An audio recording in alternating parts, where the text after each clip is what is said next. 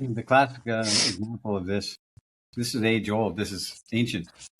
If you're getting that kind of visceral reaction from just seeing a woman, it's like Stendhal in front of cathedrals. He wrote about how stupefied he was and stopped in his place. Or think of Dante. Dante, when he first saw Beatrice or Beatrice, however you want to say it, and she was 9 years old. He was 9 years old. He said everything just completely went awry for him. He was frozen solid. And then he saw her again when she was 18. He was 18, and she was married by this time. And he saw her only once more. And he wrote entire books about her. He put her in all of his books. I would take a few breaths and be like, oh yeah, this is who I am. I'm Jordan. I live here. I do this. I do this for this purpose. Any woman that is with me has an experience of going deep into everything that I am and everything that I bring. Welcome back to the podcast, Dan, and everybody watching. Before we begin, I wanted to say that I've got a new event in the calendar. So for those of you who have been reading me or watching us over the years and you would like to spend an intense afternoon sharing about your life with women, with desire, with what makes you attractive and what your particular patterns are, and if you would like some deep feedback and coaching and support on that journey, I've got some live events. It's going to be a small group salon consultation, 3 men per city, and we'll meet in a hotel salon room and have the kind of Amorata conversation that you can't have anywhere else, basically. What cities? So I'm going to do this where I'm naturally working and traveling, but I've got Oxford in the calendar for the end of June at the moment. I've got Paris in the calendar for the start of July. And then my intention over the latter part of the year is to hit Australia for the first time, Sydney. And before the year's out, I'd like to go back to Shanghai and probably to New York or LA as well. So I'm going to keep this. I called it Desire in the Afternoon. So a real conversation about all the secret patterns of desire, the things that we want for our lives, the things that we ache and yearn for in women, how to handle this as men beautifully. And it's going to be a taster of the deep work that I do. So if you've been curious, come out and meet me and a couple of others, and we'll dive straight in, actually, to the real conversation. So you're finally hitting the road again after all these years of kind of doing online events. I'm naturally finding myself on the road anyway. So, I mean, I've loved it over the years. A lot of the salons that we've done and men that have driven 7 hours to come to, one of these live conversations is beautiful to be a part of. You used to do live events all the time.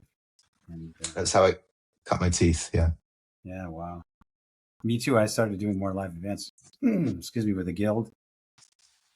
And my what was Andu? It's been nice to hang out with guys again, and especially since I'm traveling, which I haven't done for a few years. So. Exactly. Take a walk in a big city. Get back on the edge and the pulse of what's going on in the real world.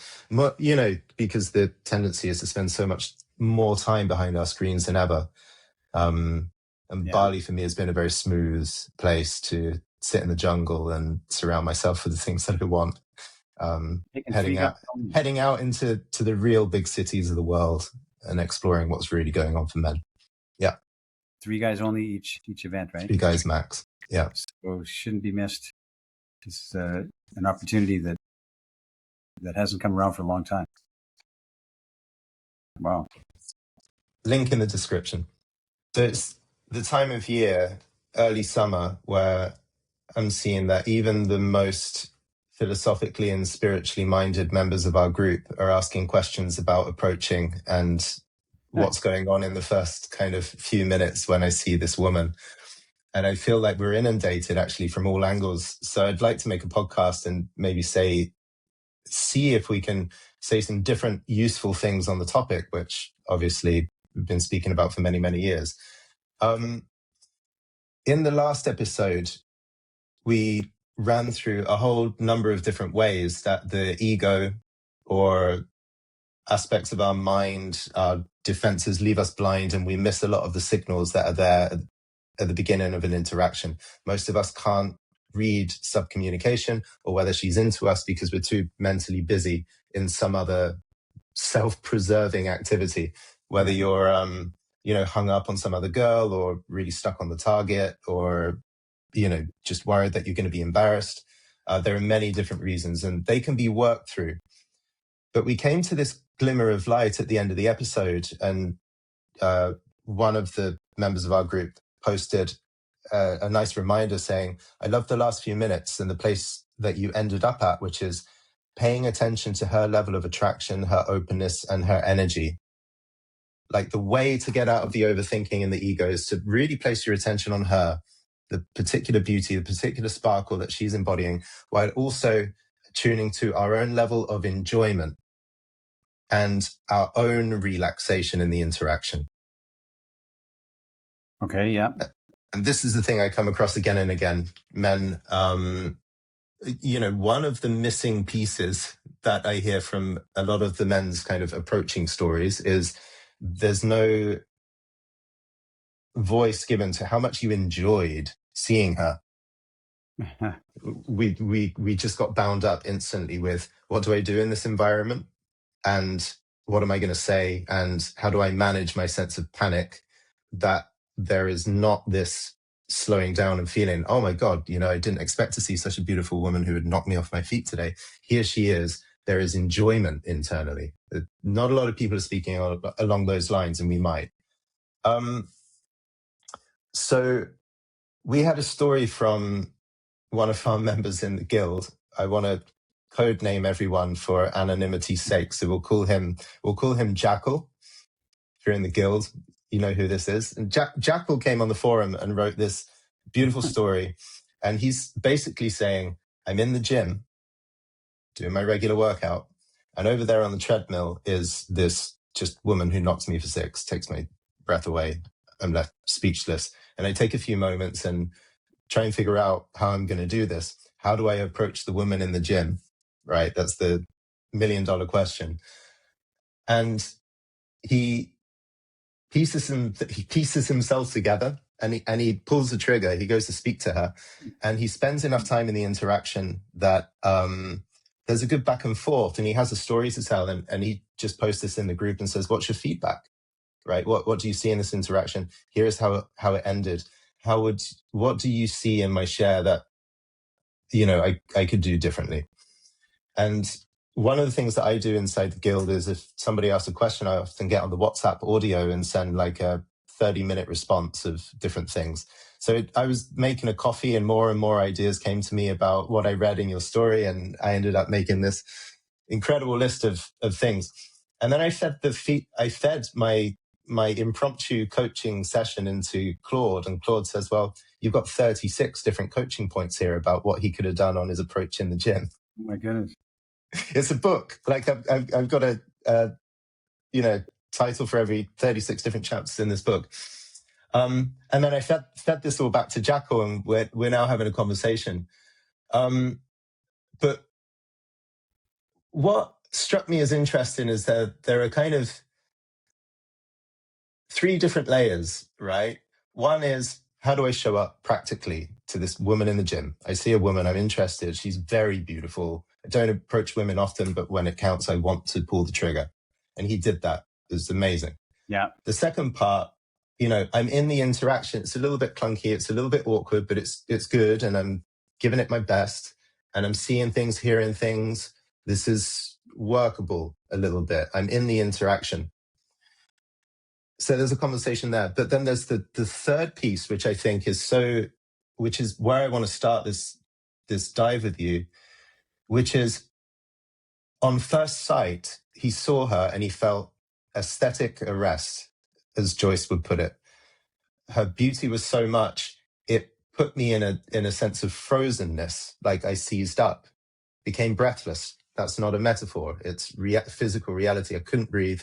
I became unable to, I was lost for words. The brain frazzled. She was beautiful and I clammed up. So there's this interesting piece about you froze up and you should, because beauty makes us freeze, aesthetic arrest. There's also, you froze up in front of her, and freezing is a trauma response. Something gets triggered, some feeling, you don't know what to do. And there is this great desire that you talk about. I looked at her and I felt great desire. And I think the crux of it is, you say that great desire is a phenomenal thing for men to feel, but in the heat of the moment, when it comes to approaching, great desire for a lot of us feels like a hindrance, because, you know, there are palpitations and there is clamming up and there are sweaty palms and there is this loss of center. You know, the walls of the gym start melting. It's so difficult to keep attention. How do we be with the extreme bodily reaction that our desire provokes in order to then go and speak to her? I think this is the core. And then I'll finish off, because I know a lot of people are complaining about my rambling and elongated questions on the podcast. I'll finish off by saying, listening to the old podcasts of you, and I remember listening to podcasts of you like 15 years ago, and you would sit there and just be like, well, you know, just approach her and say, hey, I'm Zan, and you're very beautiful to me, and I'm a little bit embarrassed, but come and have a drink with me. I would love that. Yeah. And it's almost like, it's okay for Zan to say that, because you can make the most vulnerable thing sound romantic and confident in your particular tone of voice. But when I try and take that same suave, sophisticated, and also vulnerable line that you said, and I transplant it onto my palpitating, clammy, frozen bodily experience, it doesn't create the same effect, you know? And she walked off out the room like, what kind of a dude is this approaching me in the gym? That was a little awkward. Getting over the stiltedness and the awkwardness is a real topic. Well, the classic example of this is age old. This is ancient. If you're getting that kind of visceral reaction from just seeing a woman, it's like Stendhal in front of cathedrals, you know? He wrote about how stupefied he was and stopped in his place. Or think of Dante. Dante, when he first saw Beatrice or Beatrice, however you want to say it, and she was 9 years old, he was 9 years old. He said everything just completely went awry for him. He was frozen solid. And then he saw her again when she was 18. He was 18, and she was married by this time. And he saw her only once more. And he wrote entire books about her. He put her in all of his books. So talk about frozen in place, but it created some of the greatest Italian poetry, you know?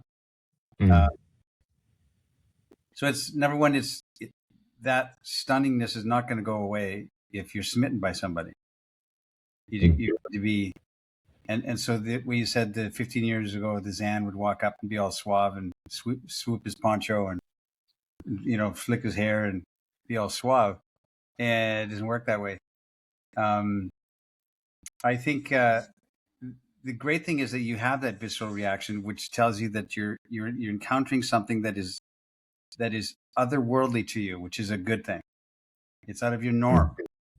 So it's going to be uncomfortable, and it's out of your comfort zone. Otherwise, you'd already have it, as we always say. So you use that nervousness as fuel, and you don't have to be suave and have all the right things to say and you know, do your dance in front of her. You can be stumbling and nervous and act anyway, which is the key phrase we've said for years: act anyway, in spite of your nervousness, because they're nervous too. So I think it's an ancient response. It's been around forever. It's not going to go away in you. For women that you feel really just stop your heart, and I wrote a whole book about it. You know, women that just make you pause in your life and think. You know, gratitude is the element of it that you get to see this. You know, you get to see this. So he was in the gym and he saw her. Mm-hmm. Yeah. So something in me in that gym would be like, I'm filled with gratitude because I get to encounter this otherworldly external thing that I get to encounter, and life is good. This, and I'm being facetious, but this would lift any depression in me. I think if I had that, because I get to be around that. Now, the depression will extend to in people's minds because I don't have that. I want that and I don't have it. But you start with, the first principles, and you start with what you do have, which is the sight of it and the potentiality of it. So I guess it's the essence of how I would suggest it. Let's pause and linger on this point for a few moments, because there is a lot in your teaching, and there is a lot in how my perspective has grown and shaped, which is unconventional. Okay. And so I believe a lot of the Amorata message that we're putting out is very unconventional for a lot of people. And hopefully it's an invitation towards more wisdom and beauty over the long run. It's very nice what you've just said, but for the viewer who is looking for a more conventional answer of, okay, I feel immense gratitude because there's a beautiful woman in the gym, it doesn't yet give the sense of what can I do about it? Because I think the conventional belief, I would call it a mechanistic or a technological mindset here, is that's a beautiful woman. And I declare to myself at one point that I want to be the kind of guy that approaches a beautiful woman. And if I can't do that without the palpitations and without the sense of nerves and being overawed and have a good account of myself, there must be something faulty. So I'm listening to your podcast, actually, guys, because I want to get magic tips so that I can approach her smoothly and get success when I want it, in the gym, when the stakes are high, when my heart is altered. What has you laugh? I just guys want the shortcut. They want to jump start. They want to jump past it. You know what? When they hire a dating coach, you know what they're hiring? Their father. They're hiring their father. Their father to come along, which we never had, who come along and says, "Go, what's the matter? Go talk to the girl. Yeah, you're nervous and palpitating. Go talk to her. Kick him in the ass and go." And because this is all we need is that push. Because the palpitations are going to be there. I'm trying to say that to the guys. You're not going to overcome that and have this confident dive in nature. You're always going to be second guessing, analyzing in your head. And the difference is guys show up or they don't show up. That's the essence of it. So you want to watch our podcast and get the magic tip that makes you finally be that confident guy that doesn't have the sweating and palpitation. It ain't gonna happen. It ain't gonna happen. The only thing that, and you know this, Jordan, because we've talked to guys who said, okay, I started to approach women, I'm just gonna do it. I was nervous, didn't know what to say, stumbled, but I did it 100 times and my fear went away. Like it became easy for me. Or I'm fearless now. I've heard so many guys say that to me. I approached 100 women and I was tongue-tied, red-faced, lost. My ears are burning, stammering my words, and I just kept doing it. And after 100 women, that approaching fear went away. Now I have a next problem. The next existential problem I have is how to get them to stay with me on 3 days, which is a better problem to have. So before even talking about what you might do when you approach her, what's the best angle to do it at the gym? Should you do it on the treadmill? Should you do it by the lockers? Should you do it outside the front of the building? You're not going to get caught on camera. What moment in her workout should you insert yourself in? Right. Because there is specific mechanical coaching that can really help people across a limitation that they have. What you said in your first response is what I've been calling the poetic attunement in my work for a couple of years. This comes from Heidegger. But we are attuned to the world in a certain way. And right now we live in a technological attunement, right? That's correct, yeah. So almost, if I book an Uber and it's halfway there and then it cancels, I might have a rage attack that my convenience was, the technology failed. If I date a woman and I do what I think are the right things and then she ghosts me halfway through it, I might have a similar kind of rage attack and then either blame her for not participating with me like good technology, or more commonly, I will blame myself that I must have got something wrong along the way. Right. So I think a lot of our mindsets are all about, how do I optimize my approach? How do I optimize my state? How do I optimize, going in and talking to her and optimize the whole conversation to, make my approach funnel yields more conversions into my bed and my dating life. What you're saying at the beginning is, what I'm saying is not optimized, but simplified. mm-hmm. Simplifies as opposed to optimize, which means to walk up and say, hello, my name is Zan, what's your name, is all you need. It's well, anyway, go ahead.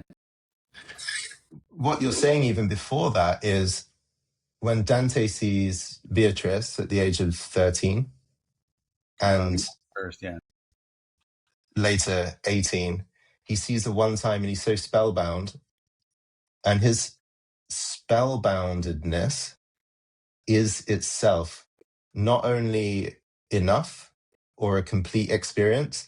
His own spellboundedness is one of the most important things in the history of poetry and in the Italian language, that he felt this way and it was unrequited. I take it he didn't cold approach Beatrice. He just watched her from a distance in some kind of procession, right? She was busy and there was no easy intro.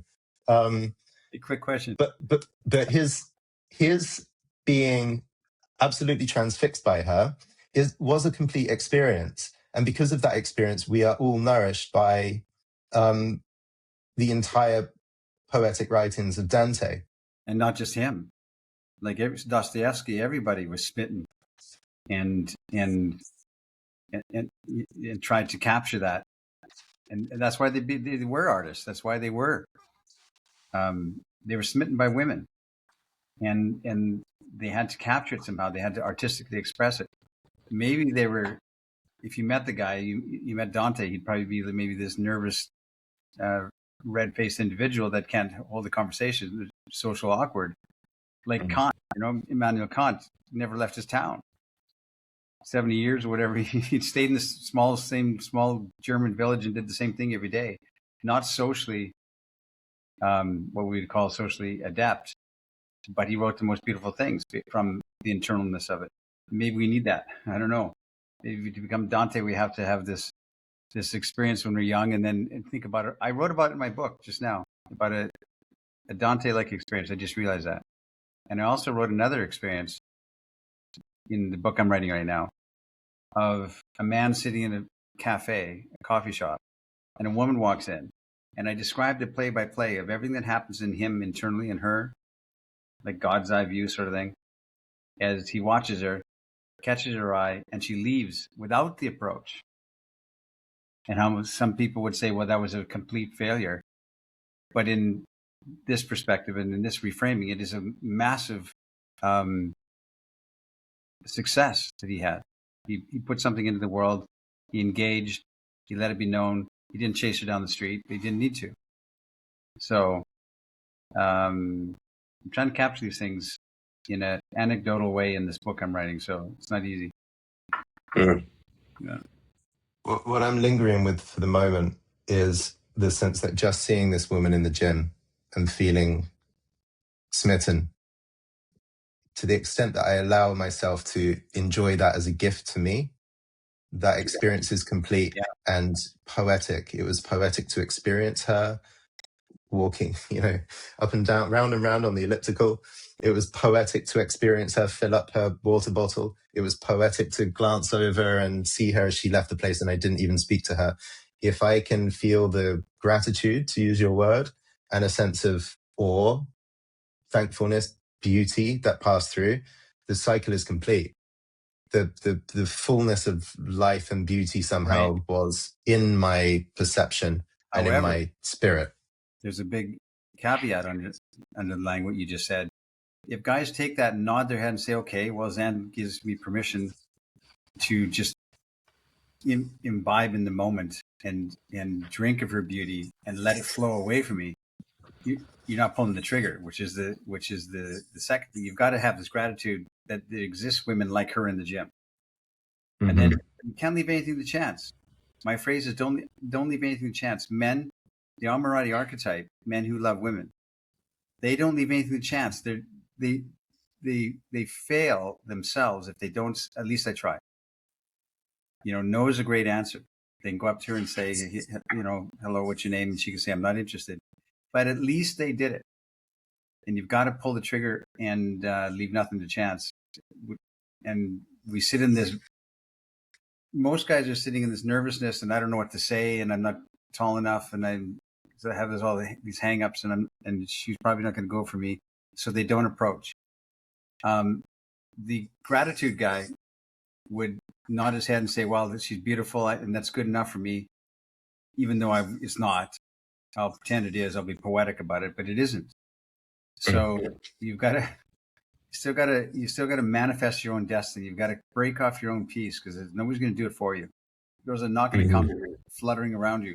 You're in the gym trying to get this six pack and this great body, and you think that's going to make the women flutter around you, and it's not going to do it. They might glance at you, they might appreciate it, but there's nothing in you. There's no forward momentum for them to hang on to. There's nothing for them to grab onto. So you've got to manifest your own, break off your own piece, because like I said, nobody's going to do it for you. So wrapping up, let's say there is this whole first layer, the principal layer, which is I live in a poetic experience. I live in a universe of beauty. I live in a world in which sublime invitations, events, lovely women are constantly coming through my filter. And I sit in complete gratitude that in a way is a complete experience. However, within this poetic universe, I do want to pull the trigger and have a carnal experience for myself of connecting with her. The way we talked about it earlier is like philosophical framework that I have wrapped around this whole idea is you don't start from my approach is the basis of who I am and what I'm doing. You start from your basis is that you have a metaphysical stance in the world, not just a stance.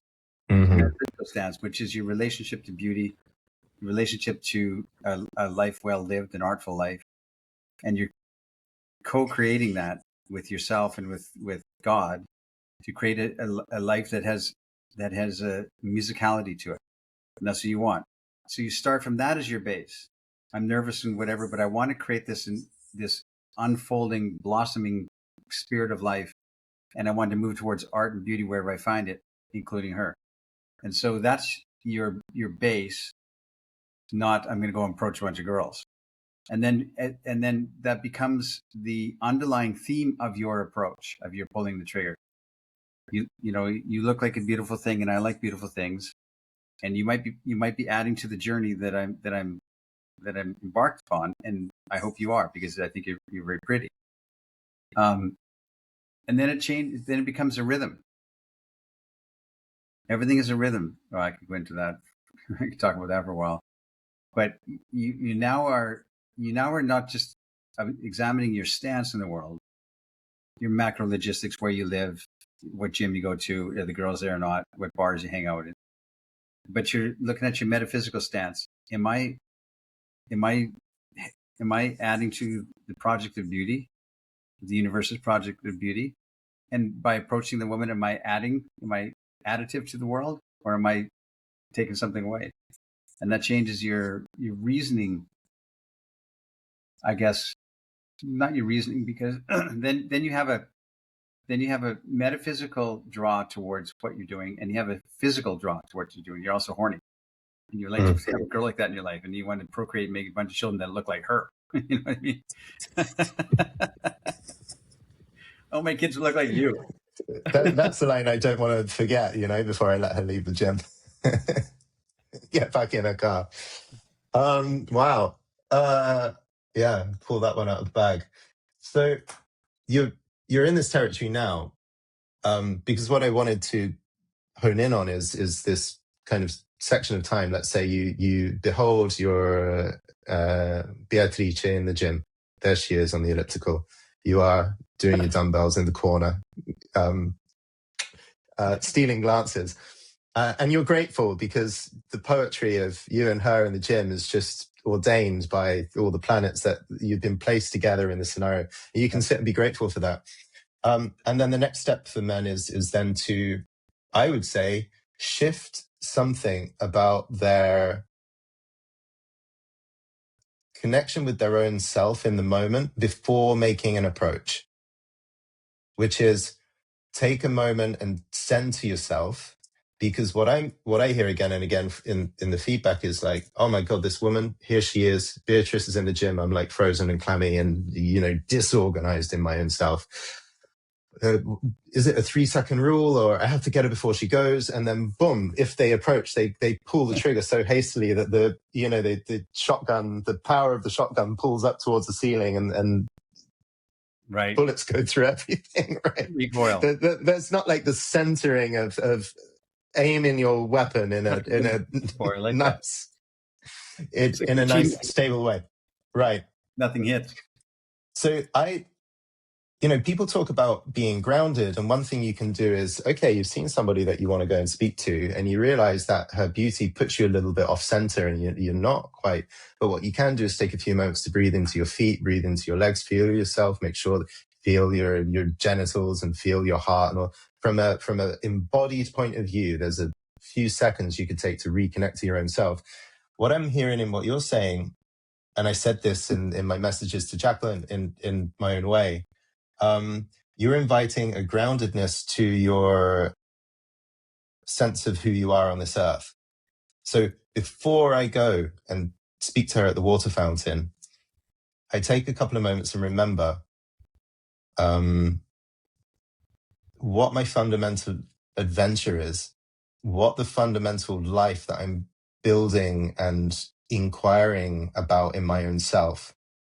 And my whole sense of who I am as and what I have as a world in which I inhabit. And I go and I'm hearing, or, I'm sensing, I would take a few breaths and be like, oh yeah, this is who I am. I'm Jordan. I live here. I do this for this purpose. Any woman that is with me has an experience of going deep into everything that I am and everything that I bring. And it's big. I'm designing my life as an adventure with a real sense of gravity and purpose to it. And I take a few breaths and remember that. So when I go and speak to her, I'm not approaching her with nothing on energetically. I'm grounded in everything that I am. Or maybe not grounded because you're still unhinged but you know what you're trying to ground to. Mm-hmm. So you may not have, because grounded sounds like I'm steady, I'm confident, you're grounded in the knowledge that you have chosen a path. That's the grounding, and you're still unsure of your steps all the way because but you are sure that you are stepping. I guess maybe that's a minor point I'm making, but it's what I mean is you're not going to come to this metaphysical place in life. Maybe you will, where you think, okay, now I'm not nervous to go talk to her because the universe is unfolding and she's part of it. Maybe you can talk yourself into that, but you're also going to be nervous and like, damn, I don't know what to say to this girl. And I think you're pretty, which is a good thing. So, but the knowledge that you're doing your damnedest to move forward and to follow this path through life gives you a sense of inner peace and I guess radiates confidence. If anything's going to give you confidence, it's going to be that. Yeah. So it's not like, and there's a step of generosity in what you said, which is, it's not like you need 2 feet solidly planted in the ground, the philosophical ground of your life and who you're becoming. But if you just remember that you've got a couple of toes in there and you're endeavoring to walk your path, even that is enough of a memory so that when you show up to her, you're not completely self-forgetting, a nervous husk of a man who doesn't belong to anything and has completely forgotten his value. That's right. That's correct. Yeah. You're a believer. And a lot of us do this. I remember my early days of trying to approach women, and it's there's such a emotional cocktail fireworks going off within me about, am I going to do the thing? And I'm on edge. And then there is the beauty of her, which is quite a lot. And then there is the scenario of who is watching. And then the easiest thing in this scenario is completely forget who I am and what I bring to the table. And do I have any value? And do I have any worth? And what am I trying to carve out? By the time I actually make it across to her, I feel like I'm naked. I don't know what I've got behind me. And I think a lot of the feedback that we give and that women give to the men that we work with is a sense of, you've got so much value, like who you are, where you're from, what you love in your life, what you're curious about is so inherently valuable. But when you show up and speak to women, we see that you seem to forget about all of that stuff. There's a remarkable act of self-forgetting as soon as you take the last step and say hello. It's like you're a complete outsider and complete chancer who's got nothing to bring, which is not true. Which is not true. But I think the most common thing in the world is to approach her and instantly it's like, I'm nothing. I'm just going to try and have a punt and say what I can.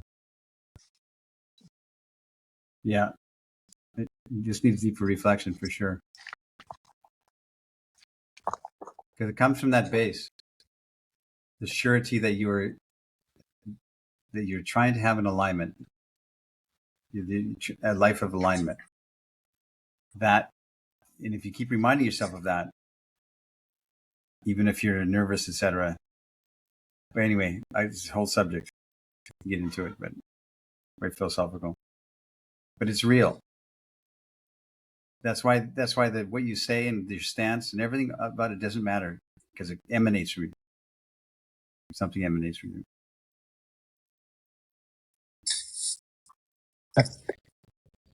I think a final question here. You've said that great desire is a beautiful thing for men. Yeah. How to have this great desire and acclimate to it so that the desire itself doesn't distort us or overwhelm us or kick up all the different ego defenses that we talked about before. Is there a way that you found along your journey that your desire was so disorganizing for you that you just became this completely all over the place? And therefore what about the journey of being in the great desire with a sense of measure and calmness? Because I think that the definition of desire, as I'm trying to define it in the book I'm writing, doesn't have that disorderliness or this overwhelmingness. It's a desire, true desire in my mind, as opposed to neediness and entitlement and frustration. So true desire can't give you that overwhelming, however you described it. I can't remember how you described it. Neediness can make you petty and disorganized and shift your thoughts and you're running around like a horny dog humping everything, or trying to hump everything, not getting success. But true desire, and especially true desire that is expressed, is magnetic, and it's not needy at all. So if we can connect into the true desire of our hearts, and that is what we really want, and that's why I always tell men to take time every day to contemplate their life. What do you really want? Because maybe it changes every day, and just sit in the quietude and consider yourself. I'm trying to contain what I'm saying because there's so many branches here that have opened up that are fascinating to me of subjectivity, but I'm trying to contain it into a concise, clear answer, and I don't know if I'm nailing it or not, Jordan. But I mean, desire and neediness, that whole subject is huge. One of the things I'm wondering is, I mean, what I hear in your definition of desire is that I can be out on a Saturday night in Control Club, let's say, and there's one particular woman in the room, and every time I see her, I feel great arousal, desire. There's this momentary flash of erotic draw. But I think you're talking about desire in a more long-lasting, mythical, one's hunger for a particular life kind of way. That's correct. Because lots of things, just like lots of things masquerade for love, like neediness, or what the sociologists or psychologists would call pair bonding, um, um, falling down the same patterns and we think it's attraction, but we're really just following the same patterns that are psychologically bound to our hearts. I don't know any of that kind of stuff, but there's definitely a counterfeit for desire, and the counterfeit is this. How do I say it? It's the pissed off neediness underneath us that we don't have something and I should have that, or how come that guy has something like that? How come I can't have it? It's that anger entitlement, I guess you could say, and so we break things or we blow things up because relationships that are potential, we sabotage them, for instance, right? Because we're self-doubting and all this kind of stuff, and we're looking inward. Here's a whole nother track I could go on to. We're looking inward in this navel gazing era, as opposed to looking outward to our response to the world. It's a response, the world responds to me, and what do I feel, and how am I going to react to this, and my needs and my feelings. And so we wrap ourselves around in that, as opposed to what am I contributing? What am I contributing to the world, to the additive quality of this world? It's like, what is the world contributing to me? And if it isn't, I'm needy and I'm pissed off. Mm-hmm. And that's the entire, I would say generation, but maybe it's been generations. Maybe it's an age-old story. And so the difference I'm talking about, desire, is trying to increase the project of beauty in the universe, and need is trying to get something from me, stack it on me, fill it up to me, feed me, give me. And when we don't get it, we get angry and frustrated and jaded. So, yeah, I heard something very interesting in that, bringing it back to the core theme of the episode, which is everything that happens just before you approach a woman or you might approach her.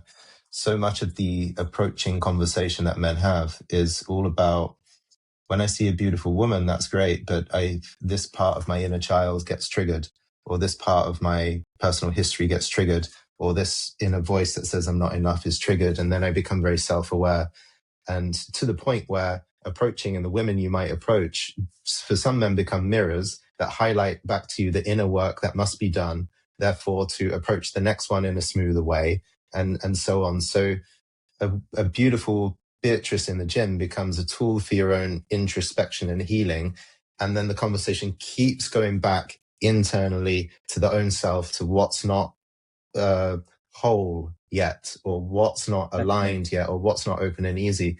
What I hear you say is, rather than desire, woman, introspect, heal, fix, desire, woman, introspect, feel, like this kind of loop, I hear you're saying desire, woman, and then this much vaster thing way beyond her that includes her, that is global, that there is a vision for desire that goes very far beyond the self and very far beyond her. And somehow that's remembered or reflected in your stance and your way of being, your energy as you're speaking to her. I'm just taking a note. I just took a note of what we're talking about here. Sorry. Sorry, I listened to what you're saying, but I was typing a note because I wanted to remember this. Yeah, we're on the edge of this conversation that needs to be had, which is this real definition of desire compared to neediness. And I believe desire has, like I said, it has a quality of wanting to participate in the larger experience, where neediness does not. It wants everything to accumulate to me and help me personally. So as a wrap up to this, you've just spent a couple of weeks going out with a lot of men who are eagerly practicing their interactions with women. I imagine that you witness men in the bar, surrounded with a few girls, speaking with great desire, as you call it, the great, larger, lifelong desire. And I imagine you spent men caught up between neurosis and lust. Apologies to the listener, but clinging and hoping that they get something that night, right? Like really attached to an outcome with someone. What do you see from the outside in the embodiment or the spirit of a man who is he's just shown up to the girl in the gym with great desire? How does that look on and seem to you from the outside compared to the man who shows up with a personal, smaller or more needy desire? Well, just mechanically, if he's smiling and gracious, I think that's a cool guy. I like him. If he's talking to a woman and he's saying, "Hey, and he's not trying to be cool, so he's trying to be real, I guess. I can see that on a man. Even if he's nervous, women don't mind that. So just what I observe, and I sit back and I watch it and I think, yeah, I like that guy. I would go shake that guy's hand. Is that he's showing up, number one. He's smiling as best he can, and he's trying to be gracious in his introduction of himself. And I don't know if that's saying it in a way that guys will understand, but there's certain men that you look at and you think, yeah, I would shake that guy's hand. I got to know him. He's doing something right. And it doesn't mean he's confident and spinning the girls around and has a perfect three-piece suit at all. He's just got this kind of twinkle in his eye, and he's like a little boy, enjoying life, enjoying women, enjoying the place he is, enjoying that he's standing on this earth, enjoying he's a man, enjoying he's got a penis. That's a cool guy. I want to go shake his hand. That's where I see it. Even to the point where the guy spinning her around might be like, oh, no, God, I don't want to get caught up in that. I want to go instead to the guy with the sparkle in his eye. Well, he could be spinning around. I'm just saying that there's what I see in men that attracts me, and I think, yeah, he gets it, is this life-giving spirit of just enjoying the moment that he's in. He's caught up in it, which is imbued with gratitude, generosity of spirit, desire, a love of life, and a love of the moment he's in. And I like that. That's a good guy. I like him. He doesn't have any girls, but he would like a girl. And he's standing there smiling with that knowledge in his system, that he's doing his best to manifest something and make it happen. That's a good guy.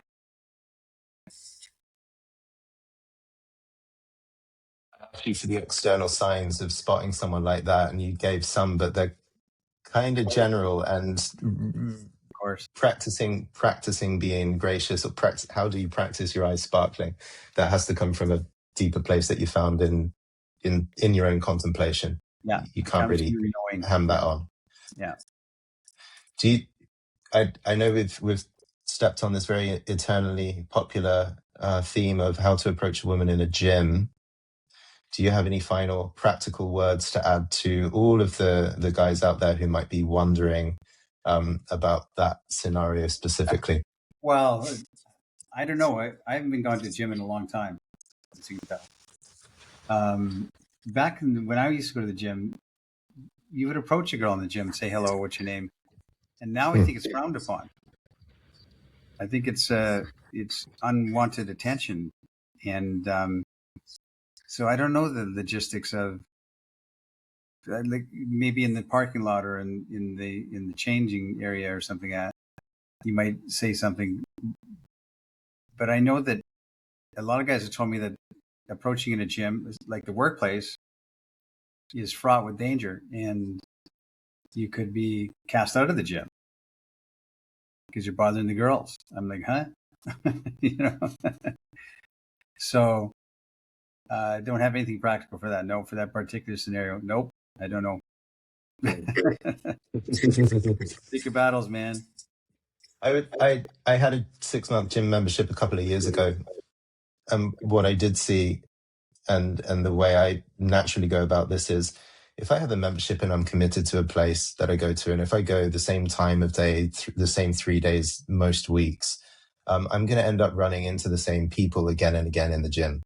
So I typically won't cold approach a woman in my first 3 or 4 weeks in the gym. However, bit by bit, everyone will start recognizing me like one of the pieces of equipment. Oh, it's that guy that comes through, you know, with the ginger hair or with the hat on, or this guy comes in, he does this, he plays this music, he says hello to these people. As the weeks go by, I inevitably start chatting with a girl on reception, chatting with the female trainer over here. Some laughs get exchanged. I get seen as a person who's in the environment with a good energy with some of the people. And bit by bit, everyone knows me without having ever spoken to me. So that when I do break the ice, there is a trust and a safety and a normalness about it. So, I mean, 95% of the time I would never approach a woman in the gym, but from this place of being a real part of the community of the gym, if someone takes my breath away, and if it's someone that I don't usually see in my weekly slots, I'm like, I might not have a chance with that Beatrice again. Okay, I'm going to run her down in the parking lot and just say hi and see where this goes, right? But most of the time, what I found in being in the gym long term, I will naturally fall into a sense of connectedness with a lot of the people I already want to meet, which is the most attractive, I would say, the most attractive thing.